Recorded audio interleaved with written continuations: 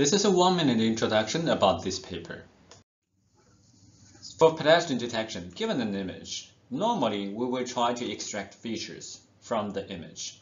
And then we will have a model to handle the deformation, like the deformable path-based model. Then we might design another model to handle the occlusion in the pedestrian detection problem. And finally, we will have a classifier like the SVM. In the previous methods, all these modules are designed independently. They don't have too much connection. And in this paper, we propose a single deep model that can learn feature, deformation, occlusion handling, and classification just using single model. So we jointly learn all these components together. This is the overall structure of this work. So firstly, given an image, we will have several convolutional layers for us to extract the convolutional neural network features.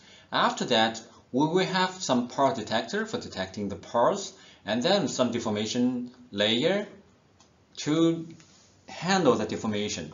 After that, we will have some visibility reasoning layer and classifier for handling the occlusion and get the final classification result for the task of pedestrian detection. After we have extracted features using convolutional neural networks, we will design part detection models in order to detect the parts of human body.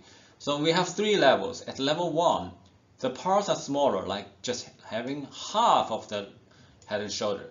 And at level 2, it is larger, so it is a whole left and shoulder.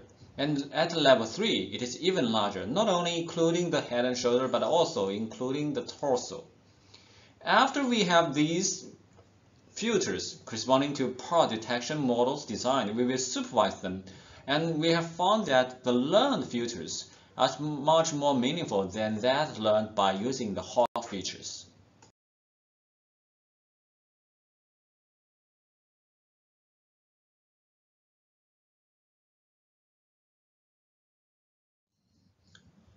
Suppose that we already have a part detector learned. Now we are going to introduce our deformation layer.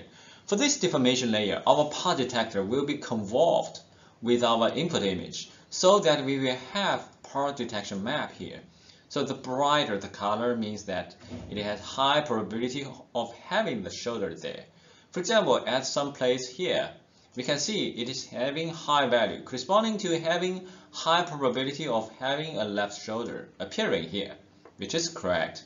On the other hand, it also has many other high responses at the bottom right corner or top right corner. It means that the part detector has a noisy output. If we directly use the part detection map to find out the location of pedestrian, then this noisy detection map will cause problems.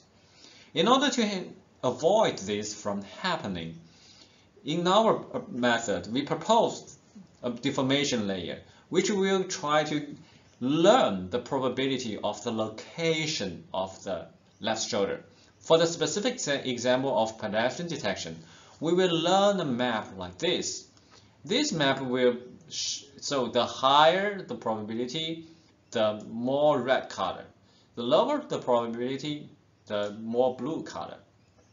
So from this learned deformation map, we can see that it learns that it has high probability of having the location to be close to this position of having a left shoulder.